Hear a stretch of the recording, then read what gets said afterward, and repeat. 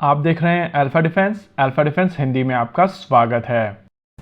आज के इस वीडियो में हम लोग बात करने वाले हैं स्टेल्थ सुखोई के बारे में। देखिए, ये चीज आप सभी जानते हैं कि आने वाले समय में भारतीय वायुसेना के Su-30 MKI super Sukhoi standard पर अपग्रेड किए जाएंगे और ये प्रोसेस ऑलरेडी शुरू हो चुका है।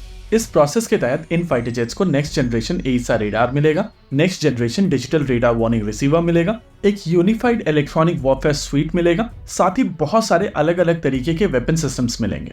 थियोरेटिकली इस फाइटर जेट की क्षमताएं सिग्निफिकेंटली बढ़ जाएंगी और इन सभी चीजों के बारे में हम लोग कई बार एक एक करके बातचीत कर चुके हैं। लेकिन एक ऐसी चीज है जिसके बारे में बहुत कम बातचीत हो रही है और वो है Su-30 MKI का रेडार क्रॉस सेक्शन मैनेजमेंट। देखिए, इस बात में कोई दो राय नहीं है कि Su-30 MKI एक काफी बड़ा फाइटर जेट है और इतनी बड़ी फिजिकल प्रोफाइल के चलते इस एयरक्राफ्ट का रेडार क्रॉस सेक्शन भी काफी बड़ा है।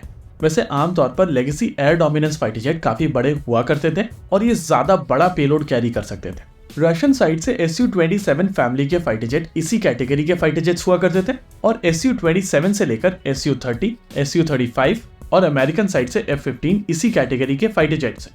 ये चीज हम सभी जानते हैं कि इस समय यूनाइटेड स्टेट्स ऑफ अमेरिका इकलौता ऐसा देश है जिसके पास में मास प्रोड्यूस स्टेल्थ फाइटर जेट्स हैं जिनको ट्रूली स्टेल्थी फाइटर जेट कहा जा सकता है। उनके अलावा जितने भी देश स्टेल्थी फाइटर जेट्स बना रहे हैं वो बेसिकली कॉम्प्रोमाइज फाइटर जेट्स हैं।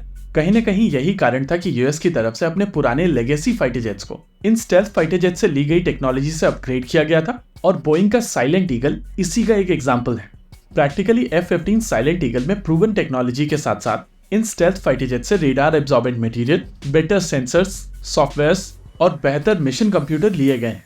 इसके अलावा वहां पर एक स्टेप आगे जाकर कन्फॉर्मल फ्यूल टैंक भी लगाई गई है जिसके अंदर इंटरनल वेपन्स बे का प्रोविजन होगा। लेकिन अगर भारत के साइलेंट फ्लैंकर की बात की जाए तो वहां पर अप्रोच डिफरेंट है। इस फाइटर जेट को नेक्स्ट जनरेशन सेंसर्स तो मिल ही रहे हैं लेकिन इसके रेडार क्रॉस सेक्शन को मैनेज करने के लिए 3 अलग अलग तरीके की टेक्नोलॉजीज को यूज किया जाएगा।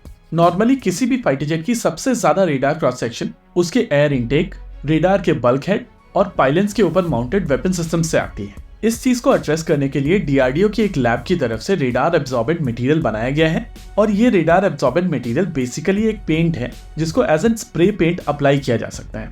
ये पेंट लगभग 75 से लेकर 90% तक रेडार क्रॉस सेक्शन को रिड्यूस कर देता है और ये पेंट Su-30 MKI के पाइलन्स, वेपन्स, एयर इनटेक और रेडार बल्क हेड के ऊपर डाला जाएगा।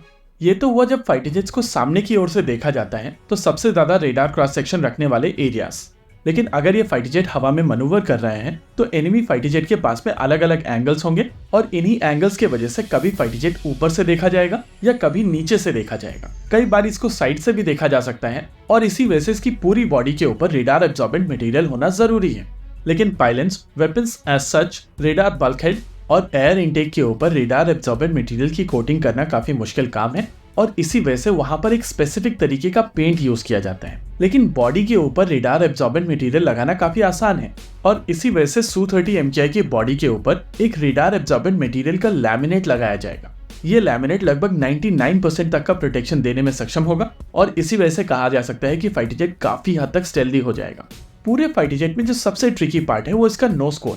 रेडार रेडॉम रेडियो ट्रांसपेरेंट होना चाहिए क्योंकि इसी रेडॉम के अंदर फाइटर जेट का रेडार होता है जो रेडिएशन एमिट करता है और टारगेट के ऊपर टकराकर ये रेडिएशन वापस आती है। यहाँ पर अगर एब्जॉर्प्शन हो जाएगा तो रेडार इफेक्टिवली टारगेट्स को ट्रैक नहीं कर पाएगा और इसी चीज को एड्रेस करने के लिए एक स्पेसिफिक तरीके का रेडार रेडॉम बनाया जा रहा है जिसमें मल्टीपल लेयर्स होंगी और ये स्टेल्दी रेडॉम होगा। इन थ्योरी इस अपग्रेड के बावजूद ये फाइटर जेट पूरी तरीके से स्टेल्दी फाइटर जेट नहीं होगा लेकिन इसका radar cross section significantly reduce हो जाएगा। ओवरऑल इस अपग्रेड के बाद में भारतीय वायुसेना के इस फाइटर जेट को आप स्टेल्दी फ्लैंकर कह सकते हैं और ये स्टेल्दी फ्लैंकर भारतीय वायुसेना की क्षमताओं को बेहतर करेगा। इसी के साथ आज के इस वीडियो में रखते हैं केवल इतना ही।